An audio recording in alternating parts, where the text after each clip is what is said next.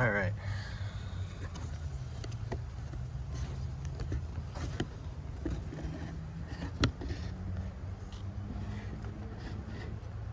So, first things first, in the bottom of this, there's a good sized drain hole. That's awesome. I do need a drain hole in it because I am planting a plant that's not an aquatic. It can grow emergent though, but you know, drain hole's not a bad idea for this. Not a problem, rather. I am going to make the drain hole significantly smaller, or at least mesh it up with this little craft mesh. I use this a lot in little projects like this. It's just really versatile and allows for me to, you know, get little squares cut out and stuff like that for things that I need. Use it to make moss walls, all sorts of cool stuff.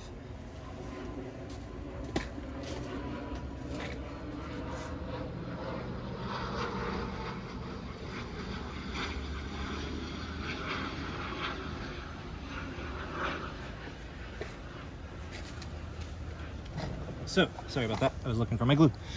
It was right next to me. So, I use just this right here. That's the super glue that I use, that I like, that I was shown, and I really like it. First thing I'm going to do is secure the hardscape down inside of here. It's going to be hard for me to get the angle to show you this. I don't have a person to help with camera, and I don't have a good tripod either. If you guys have links or suggestions for equipment to help me out here and what I'm doing, that would be awesome. Yeah, that would be absolutely amazing. So just noticed something. The way this branch sits needs to be a little bit, the vessel needs to be like up on a pedestal wherever I display it, which is fine. This is going to be like a personal piece in my room, or possibly even a gift for somebody. So I'll make a cool little pedestal for it out of a recycled container, and I'll probably glue some faux rock around it or make like a base going up to it, almost like a mountain. It'll be cool. But for now, I'm just going to use this old recycled Talenti sorbet container that I use for everything to hold it up. And I'm going to adhere the hardscape into place with this glue. The reason being is that way I know that the hardscape is secure and I don't have to worry about bumping into it when I do maintenance or anything like that. Like it'll be fine. I won't have to worry about things messing up. So I just put some glue at the contact points where the hardscape is touching the actual terracotta planter.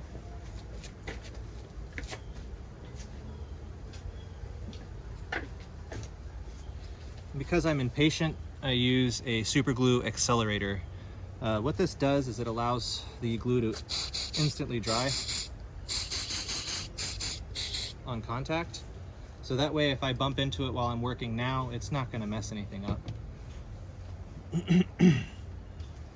Now I'm going to glue that mesh in place over this drain hole.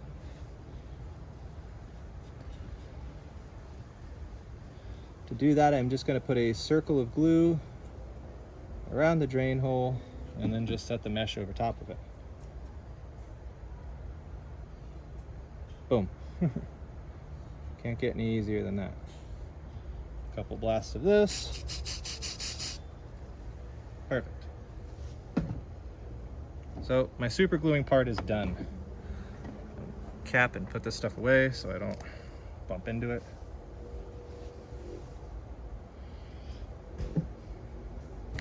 And I'm also done with the mesh. All right, so I'm using Studio Aquatica Wabi Kusa substrate balls. They are awesome Wabi Kusa balls for doing Wabi Kusa and everything along those lines. I have one that I broke up here in the middle, just kind of buried, tucked in there. I broke it up, smushed it around, and I'm going to use that to plant the Cryptocoryne. That's going to be kind of the focal plant on the wet side of things. On the Wabi Kusa side. So here we are.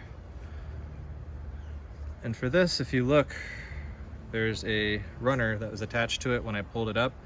I'm just gonna separate that runner and I'll replant that back into my bin where I grabbed this plant from. And also this here, this little rhizomous looking piece here, you can, I've had luck growing whole plants out of those just by snipping them off and then setting them atop peat moss and stuff. I can't tell you if it works for all the species of crypt, but it works for what I've tried it for. I mean, you can see another runner starting to come off here too. But anyway, just gonna take this and plant it on in there. And I'm gonna be topping this off with some aqua soil as well. And there is Osmocote mixed in with it. I'll be putting some more underneath the aqua soil there. I'm gonna grab one more Talenti little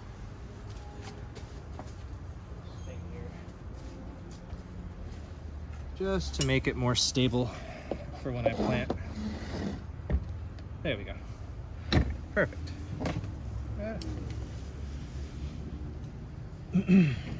So now I'm going to start planting the Wabi Kusa up.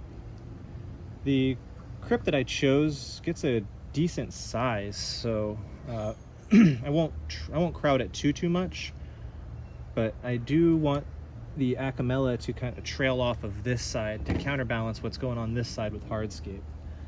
So I will have the Acemela repens, which is a cool little Florida native. I did find the plants that I'm planting right now. These were collected by me and then grown out, and I have like a whole bunch of Acemela repens going if anybody is interested in any or using any for a Wabi Kusa or any other venture. So most Wabi Kusa plantings, the plants are bunched pretty tightly together, mainly because of the small surface area you have, but that's also been the way the art's just done. The plants are kind of close and fairly sparse, but you know, we'll adhere to tradition as much as possible, but at the same time, you know, I kind of like to do my own thing with stuff. So I always make the holes in the substrate balls before I plant. I don't try to jam the plants down into the substrate ball, just for ease of saving the stem.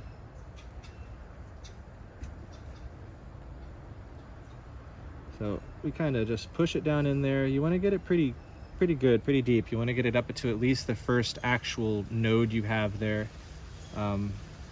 just in case you break it like I did. So again, you really got to dig into the substrate ball when you plant it, because you don't want to damage the stem. You don't want to break the stem too much, but you do want to make sure you have, you know, it buried up to at least a node.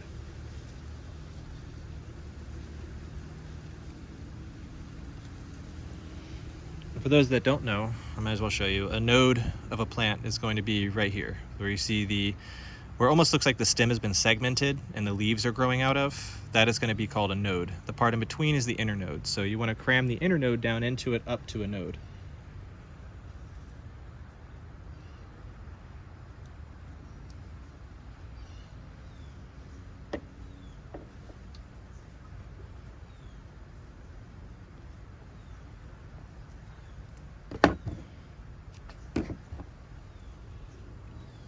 I'll do one more right here.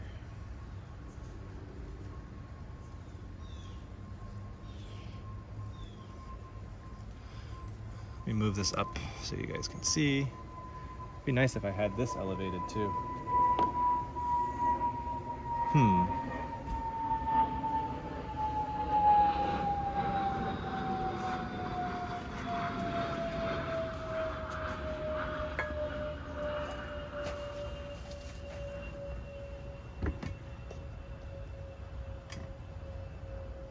Aha.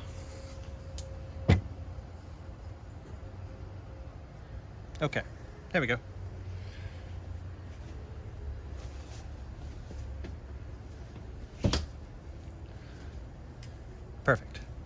So now you guys can actually see what I'm doing here.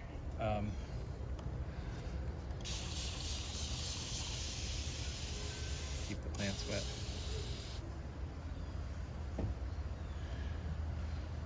Put a sprig or two of Gradiola ramosa.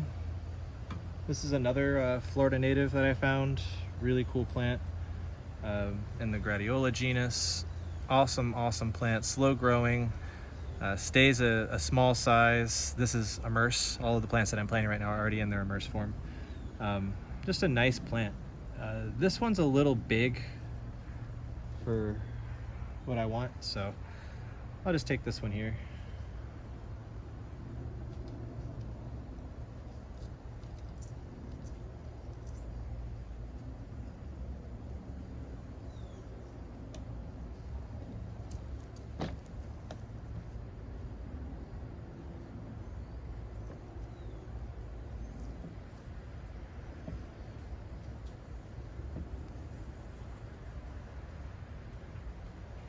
So again, bunching them up a bit, making sure that they are growing what would be looking kind of natural, you know? I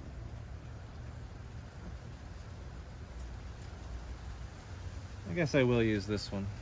I always try to, when I'm doing the Wabi Kusas, to use a bit of the root from the terrestrial plant, but we'll see how it goes without it.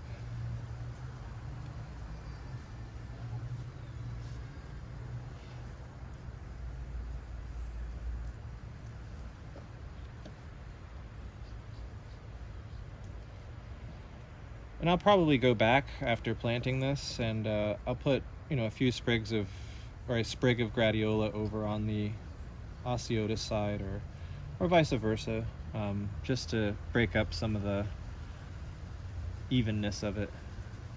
But like I said, this crypt here gets a decent size, so it's already a little crowded in there, but that's okay. Not that big of a deal.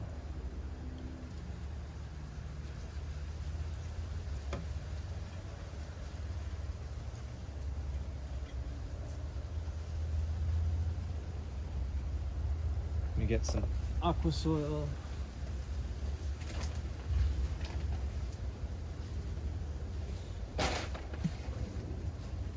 I'm telling you, if you guys like mango sorbet, it's a quick little shameless plug, but man, the Talenti mango sorbet is absolutely phenomenal. This video was not brought to you by Talenti. So I'm just gonna add some Osmocote in here. I'll put a little bit in here too, at the bottom of it. And then I'm going to top off what we have going on here with some aqua soil. I'm doing this now because I'm going to be planting the hair grass kind of in between the Wabi Kusa balls and the planter.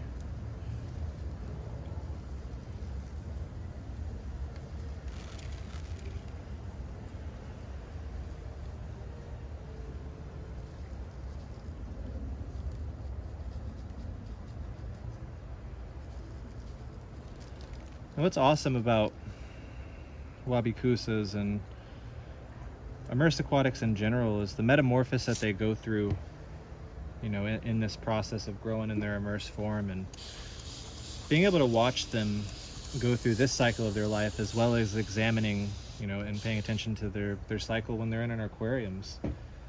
It's just almost like a next level experience to be able to take something from its most basic form, like a plant from seed. It's just a shell of what it is, and give it a little bit of care. Not really that much. You kind of are just abandoning it into the dark ground or whatever, and letting nature and the universe kind of decide if that seed grows, if the genetics in that seed are going to be strong enough to withstand what is in this environment for it, and if it's the proper environment for it to grow. That's why I believe I'm so attracted to doing the aquatics and doing the plants and stuff in general. not even just aquatics, but plants in general, is the sheer fact that, you know, we're taking basically, you know, what is nothing, you know, just some empty shell of an aquarium or a vessel like this was, and adding a little bit of something to it to make that nothing significant. Like this vessel without the plants in it was pretty cool on its own, but now that it actually has something to make it stand out a bit more, it's even more significant. It shows its purpose. And I mean, I think humanity and us as a whole are like that. You know, if we take the time to really recognize what isn't and appreciate it for not being, essentially, what is becomes all more relative and relevant.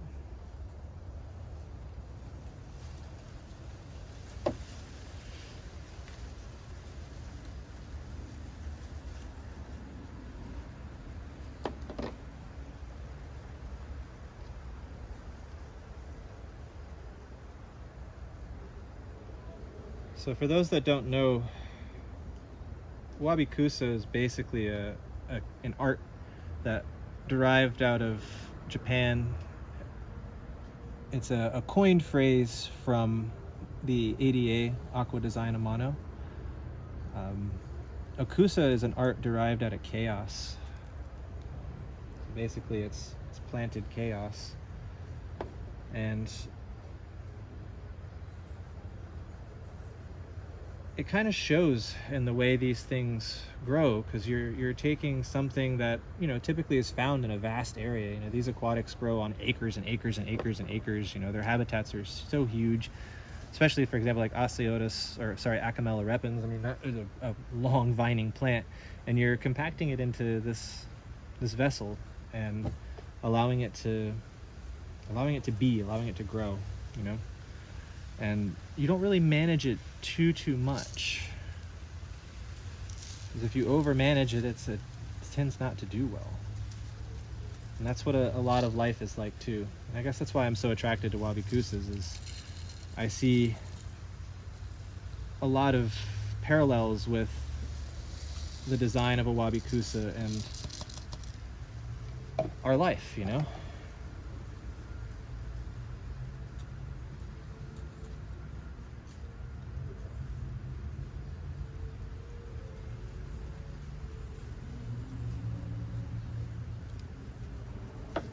I'm gonna grab some more hair grass.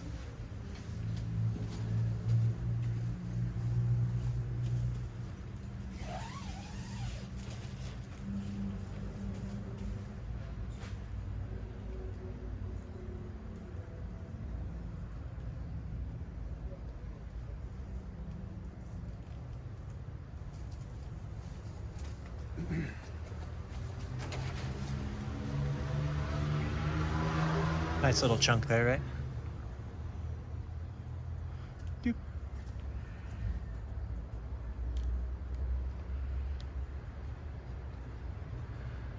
A little advice when you're planting your plants. If you notice, I kind of broke them up really small in there. That's good, as it allows them to form off and form new runners. But varying the size a bit of your clumps helps too. I spend a lot of time out in nature and observing and photographing and doing ecological studies on soil and stuff, so I'm watching these plants a lot and their growth habits a lot. And you'll have areas that are a few sprigs, and you'll have areas that are giant clumps, especially the elepcharis. There's some areas where the elepcharis, or the hair grass, is literally like a carpet that you walk on. It's really soft and it's cool, but it definitely can get extremely clumpy in places, and as well as sparse in places. So when I use it, whoops, definitely gonna leave that in there.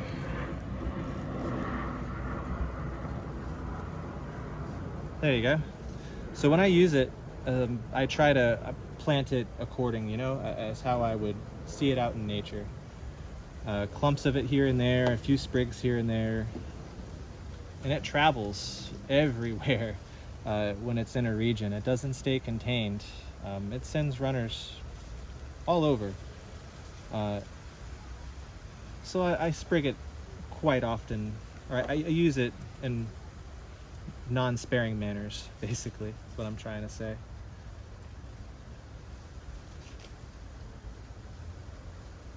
I'll even put a few clumps over on the terrestrial side, as it can do well in just a moist condition. It doesn't need to be overly wet, but I'll put more substrate in over there first.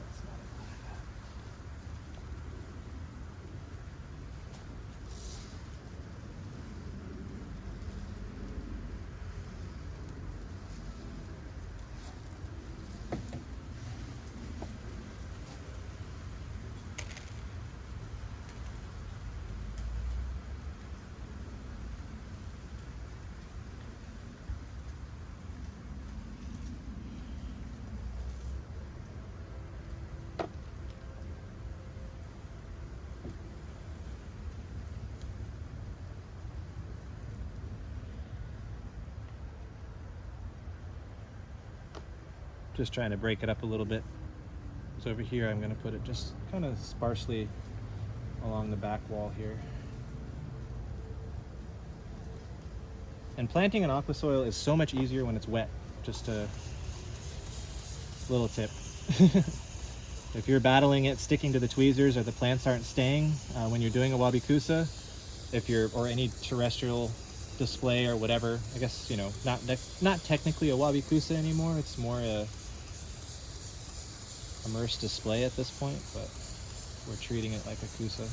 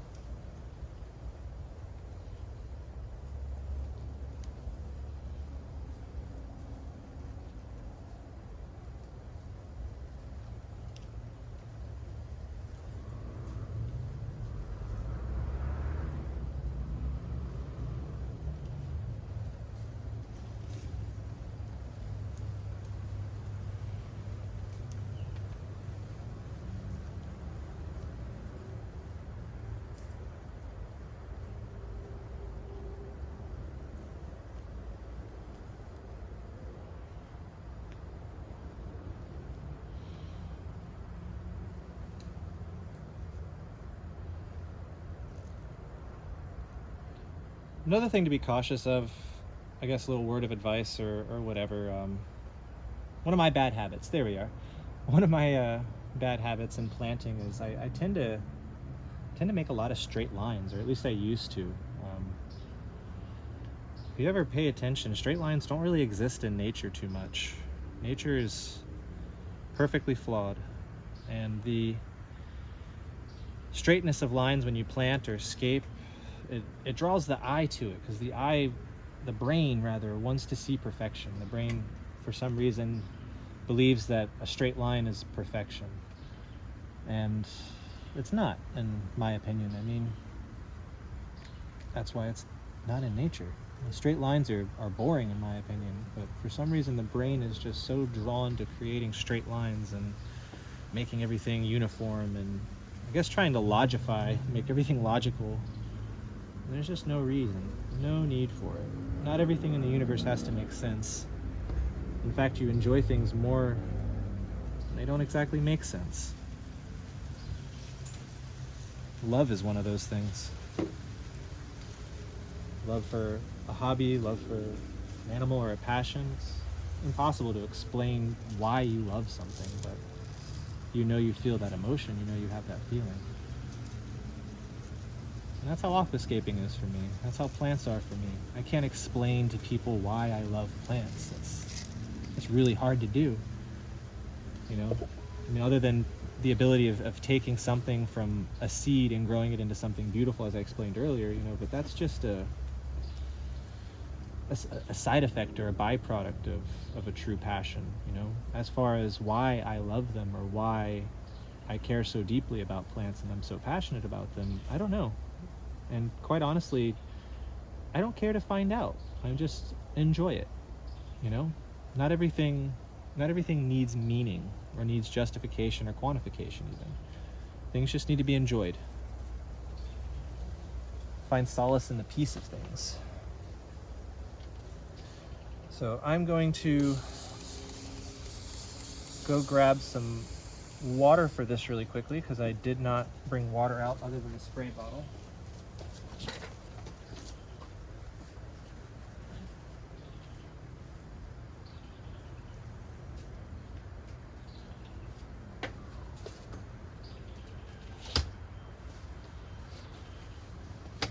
And for this, I'm just using regular purified drinking water, nothing special. You can use your RO water or whatever.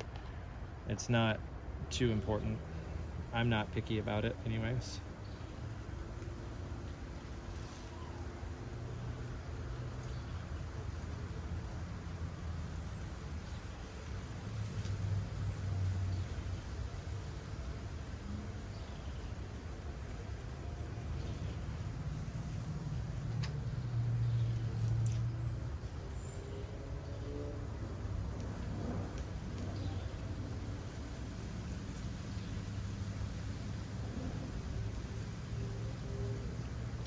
All right, so now that I've gotten this far, I'm gonna go ahead and plant the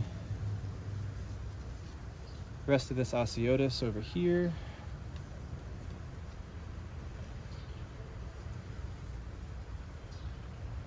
It's one of my favorite aquatics, Aciotis acumnifolia. It's a really pretty plant in its immersed state as well as its aquatic state, or submerged state rather.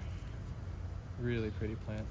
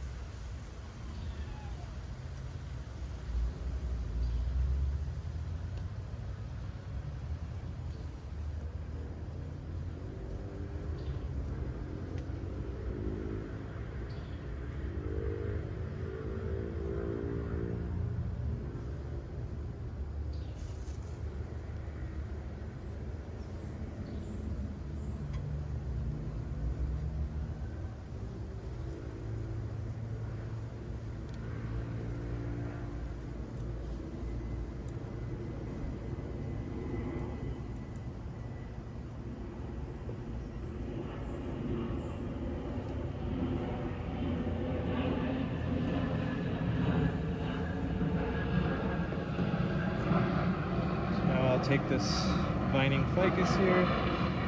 I'll have to figure out the species of this for you guys. I'd actually like to go grab a better piece of it out of there, but this might be fine, I guess.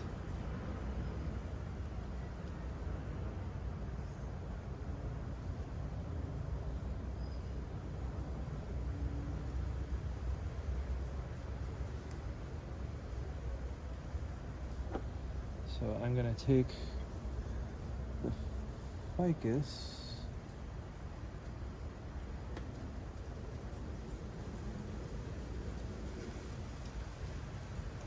I'm gonna kind of just tuck it along this wood here. And I have this branch here is actually going into the wet side of things on this side over here.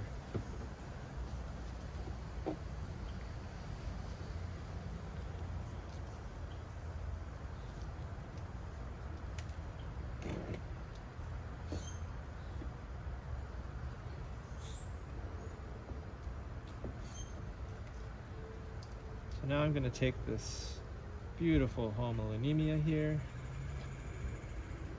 separate the sphagnum from it a little bit.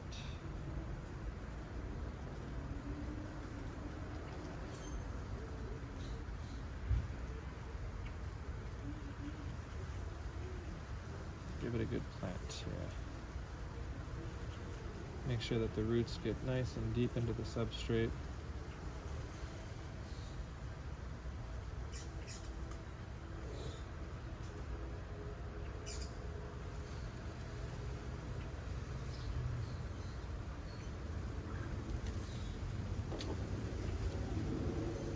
I'll take a little bit of sphagnum and kind of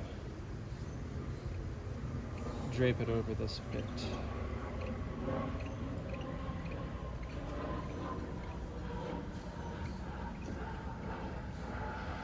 On this side over here, I have some Christmas moss.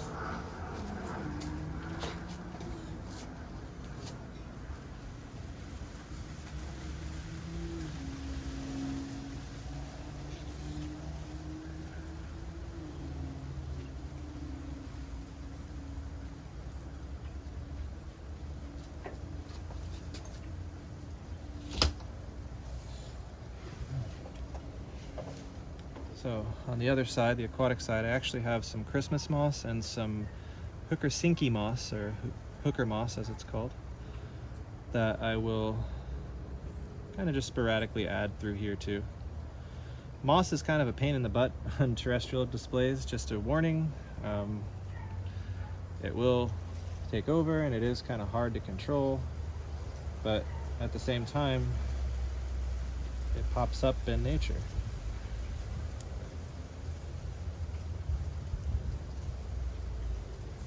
So, kind of try to live with it. And it adds something. It helps keep the soil healthy, in my opinion. As it's that nice little top layer of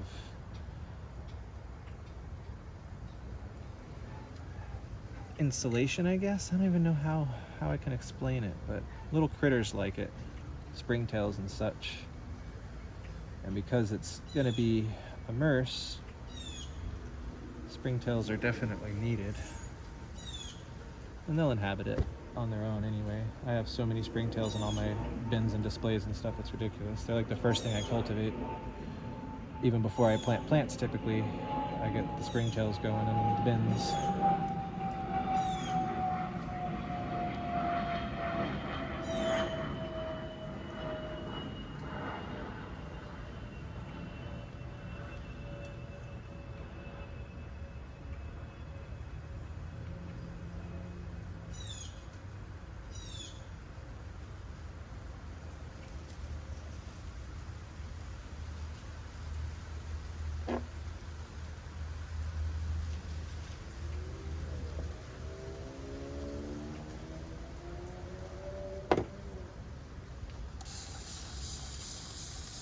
Give it a good spray.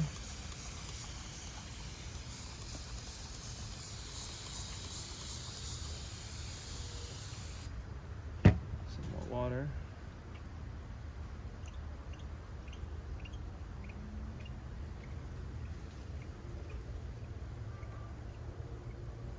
This end of it.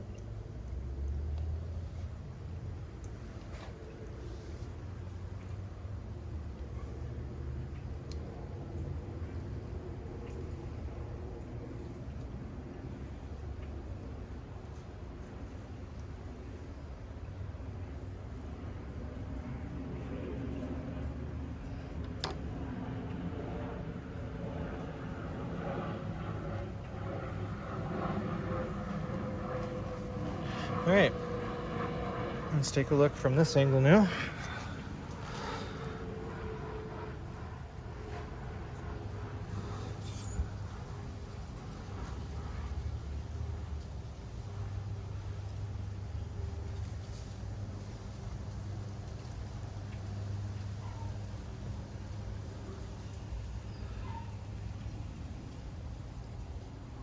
I have some aridiniums as well that I may put on here too. Actually, let's do that. Oh, here you go. You guys get to hear the donkeys.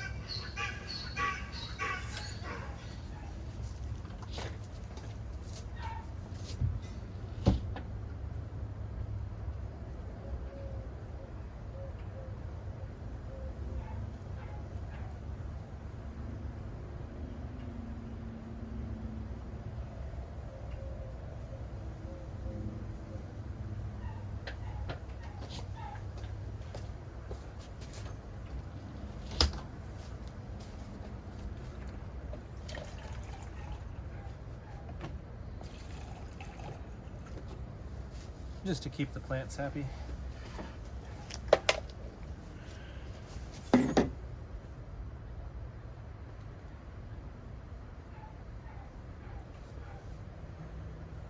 All right, so we'll go ahead and put some aerodiniums on here. To do that, I'll just use the regular same super glue that I used to attach the hardscape with.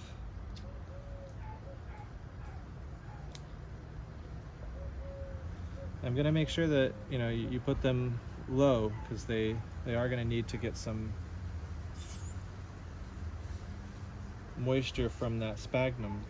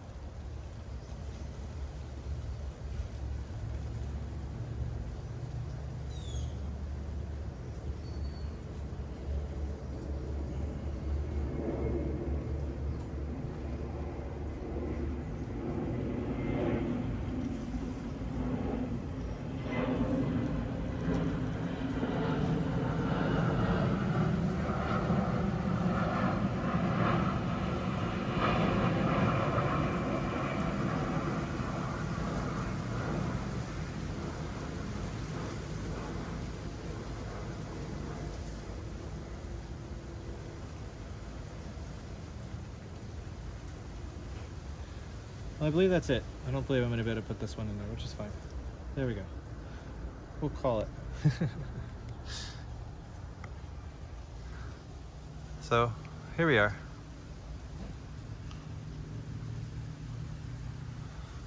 And we'll see what this grows into. But I hope you guys enjoyed this Wabi Kusa demonstration / terrestrial / aquatic display. It's a really cool vessel. I need to wipe it off a little bit. But I got really excited when I laid my hands back on it again after a while, and I was feeling inspired today, in a really good headspace today and lately. I'm very, very happy with who I've become through all of the recent events in my life and things that have happened. And there's a lot of good things happening in my life because I finally accepted that, just got to enjoy it. It's really all there is to life, is just to enjoy it, make the best out of every situation, and limit that internal complaining. Make art, grow plants, find ways to become a better person for yourself and for others. That's liberating. But I hope you guys enjoyed it. Please like, subscribe, and share these videos if you'd like to see more content. Let me know what you'd like me to do. I plan on finishing this off at some point with you guys. And yeah, take care.